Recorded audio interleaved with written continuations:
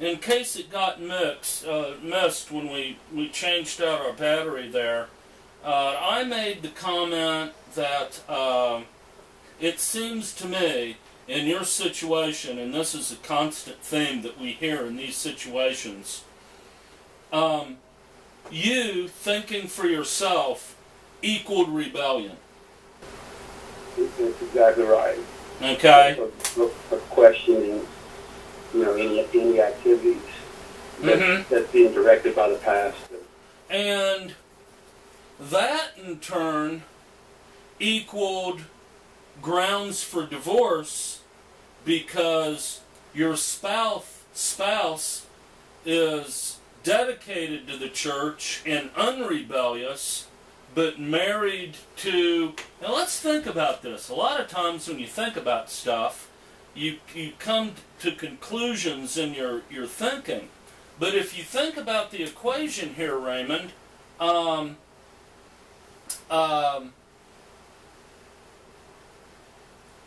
you have a situation where your, quote, rebellion towards the pastor equaled, in essence, equaled what Paul said about unbelieving Christians, or not Paul, but Peter said, talked about wives being married to men who were rebellious towards the word, okay, or disobedient to the word. So basically, I can't come to any other conclusion. By virtue of you speaking up and being in disagreement with this pastor, equaled and was equivalent to you being an unbeliever. I would have to agree with you. Those words were never, my wife and I spoke about, I questioned her as to what biblical grounds was she's moving forward with her decision to divorce, and I think she brought me to 1 Corinthians 10, I want to say 7, but it might be 17, where Paul was speaking and said, not I, but God commands a wife not to leave her husband, but if she does, to remain unmarried. And she said, she straight up told me that she knew she was sinning by divorcing, but that, God's grace was there and that he was going to forgive her, and she had peace with her decision, but she was going to, she was always going to have a wedding band on her hand, and she was going to be married to Jesus, and she was never going to be married again. Wow. And again, I know exactly where all of that's coming from theologically. I'm not going to get into it. You and I will have plenty of time in the future to talk. But as you were talking, it's like, yep, point A, point B. As you were talking, yep, point C, yeah. Point D. This all follows a certain theology that they follow. And it is a playbook. I'm not going to get into what the playbook is or where it comes from, but as John Emmel says, the same presuppositions will always lead to the same behavior, and you don't need to talk to each other and plan. Meter good? All the way up? Okay. All right, so... let's talk about, you get 1% of the folks taking a stand. Mm-hmm. And even those 1% are all burdened down with all of these concerns. And that's honorable. Okay? But this is a tough battle, because the 1% who are standing up are weighted down with all of these, we don't want to be vengeful. We still want to be loving. so on and so forth. Oh, I think I've heard just about everyone. I really don't know whether I would be well, I know I wouldn't be in this ministry to the depth I am, and being able to do what I do in this ministry without my wife. Susan, she's brilliant,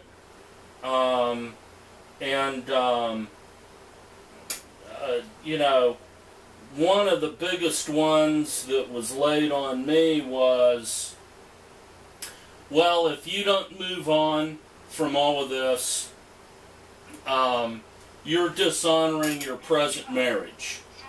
But what we shared was the fact that it's not about the other marriage being gone and what was lost. I'm past that. Right. You know, when you have a wife like Susan, there's a lot of healing there. The issue is my heart was broken that there are men out there who could do this to families. And again, I could get into the philosophy and the cold-heartedness that it always leads to. But what I'm going to have Philip do, I'm going to have him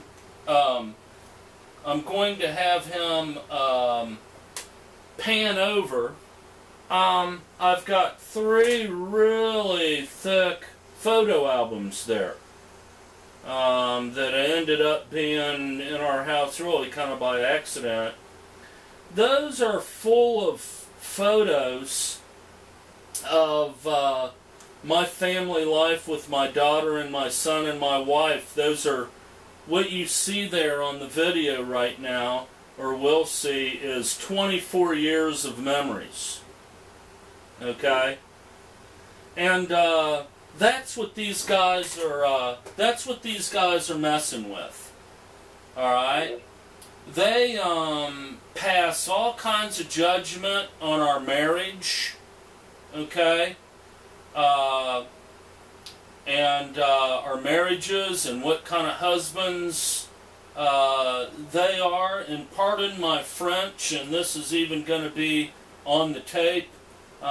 Sorry, but you know, where the hell were they when I was underneath a car in the pouring rain fixing my wife's car all night long? Just lots of memory, lots of sacrifice, lots of sharing together, and these arrogant men just come bolting into your life for the sake of their authority, and this whole motif that they're on the cutting edge of the new Reformation and the recovery of the lost gospel, okay? And, you know, when you have that attitude, arrogance is not far behind. Just the, you know, where were they? You know, where were they when we stayed up all night long by our sick kid's bed? You know, where were they? You know, they resigned my whole 24 years of marriage is garbage, a terrible marriage. I've thought about mailing them those albums, shipping them those albums and saying, here, these are your memories now, okay?